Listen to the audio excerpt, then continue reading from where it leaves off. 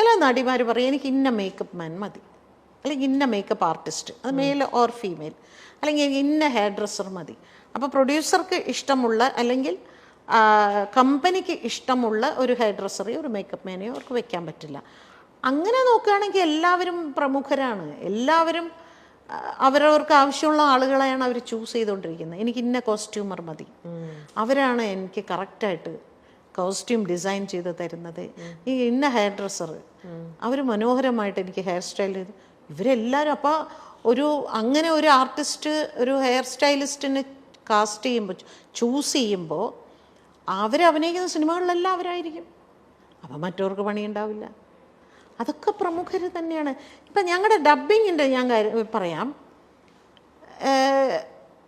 നായിക ശബ്ദം മറ്റുള്ളതിലൊന്നും ഇവരാരും ഇടപെടില്ല.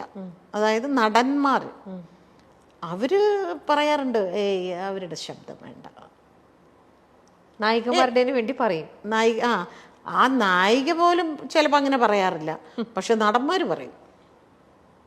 അത് പ്രത്യേകിച്ച് മലയാള സിനിമയിൽ ഏറ്റവും വലിയൊരു നടൻ തന്നെ എൻ്റെ ഒരുപാട് സിനിമകൾക്ക് അദ്ദേഹം പറഞ്ഞിട്ടുണ്ട്, അവർ വേണ്ട, നമുക്ക് അവർ വേണ്ട ഒരുപാട് സിനിമകൾക്ക് പറഞ്ഞിട്ടുണ്ട്.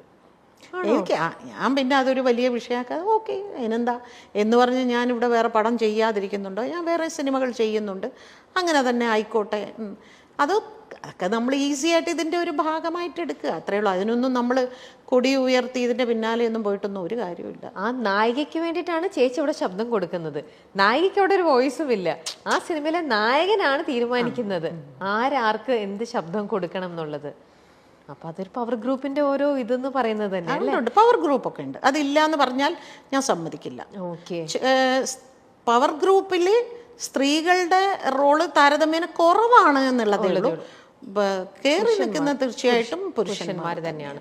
ഈ സ്ത്രീകളാണെങ്കിൽ പോലും, സ്ത്രീകൾക്ക് ഇപ്പൊ ചേച്ചി പറഞ്ഞു, പുരുഷന്മാരെ നായകനെ ഡിസൈഡ് ചെയ്യാനുള്ള ഒരു പവർ അവർ അല്ലെങ്കിൽ ഒരു വോയിസ് ഉണ്ടാവില്ല. എന്നിരുന്നാൽ കൂടെ അവരുടെ കൂടെ അഭിനയിക്കുന്ന ബാക്കി കോ ആർട്ടിസ്റ്റുകൾ അവരാരൊക്കെ വേണം, അല്ലെങ്കിൽ എനിക്കിപ്പം ഒരാളുമായിട്ട് എനിക്ക് വലിയ താല്പര്യമില്ല, അപ്പൊ എൻ്റെ സിനിമയിൽ അവരാണ് എൻ്റെ സിസ്റ്ററായിട്ടോ എൻ്റെ ഫ്രണ്ടായിട്ടോ വരുന്നതെങ്കിൽ അങ്ങനെയും അവരവിടെ ചെയ്യിക്കാറുണ്ടാവും അല്ലേ? ഞാൻ വരണമെന്നുണ്ടെങ്കിൽ ആ കുട്ടീനെ ആ സിനിമയിൽ വെക്കാൻ പാടില്ല അല്ലേ? നമുക്കറിയാം പണ്ടൊക്കെ നമ്മൾ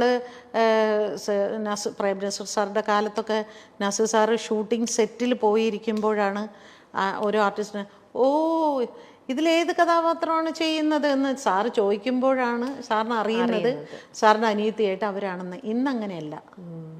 ഇന്ന് ഇവർ പറയും എൻ്റെ അനിയത്തി ആരാകണം, എൻ്റെ ചേച്ചി ആരാകണം, എൻ്റെ അമ്മ ആരാകണം, എൻ്റെ കാമുകി ആരാകണം, ഇതെല്ലാം അവർ പറയുന്നതനുസരിച്ച് തന്നെയാണ് പോകുന്നത്. പക്ഷെ അതൊന്നും ഒരു നിയമം കൊണ്ടൊന്നും അതൊന്നും മാറ്റാനൊന്നും പറ്റില്ല. പക്ഷെ അത് മലയാളത്തിൽ മാത്രമല്ലല്ലോ ഇപ്പൊ ഉള്ളത്, ഇവിടെ കുറവാ അല്ലേ? പുറത്തേക്കൊക്കെ ഇവിടെ കുറവാണ്. അവിടെ ഏത് തിയേറ്റർ റിലീസ് ചെയ്യണമെന്ന് വരെ അവർ തീരുമാനിക്കും. ഏത് പിന്നെ സെന്ററിലേക്ക് ഇത് പോകണം, എവിടെയൊക്കെ പോകണം, ഇത് എങ്ങനെ റിലീസ് ചെയ്യണം, എന്ന് റിലീസ് ചെയ്യണം എന്ന് വരെ അവർ പറയും. ഇവിടെ പക്ഷെ അത്രയായിട്ടില്ല. നമ്മുടെ പവർ ഗ്രൂപ്പ് ഇനിയും അവരുടെ ലെവലിൽ വളരേണ്ടിയിരിക്കുന്നു.